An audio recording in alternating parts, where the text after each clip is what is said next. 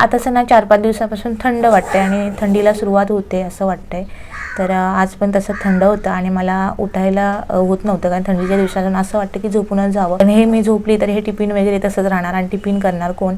बाकीचं जर कोणच नाही माझ्या घरात तर मला उठून पटापट करावंच लागतं. इथे पटापट टिफिन बनवायला सुरुवात केली.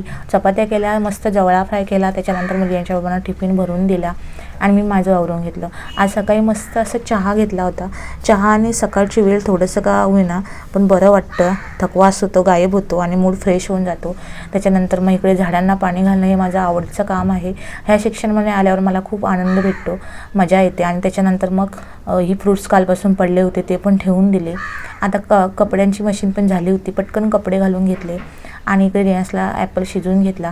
आता रियांश उठायला जवळजवळ 1 तास बाकी होता. तर म्हटलं ही किचनची ट्रॉली आहे ना, खूप दिवसापासून साफ करायची राहिली होती, म्हणजे दिवाळीतून केली होती, त्याच्यानंतर खेळले नव्हते.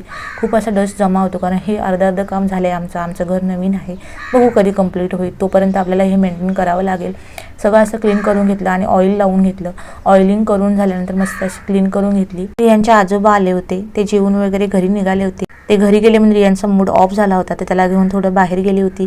इव्हनिंगला मस्त असं रियांशला वाफ दिली आणि व्हिडिओचा एंड केला. बाय.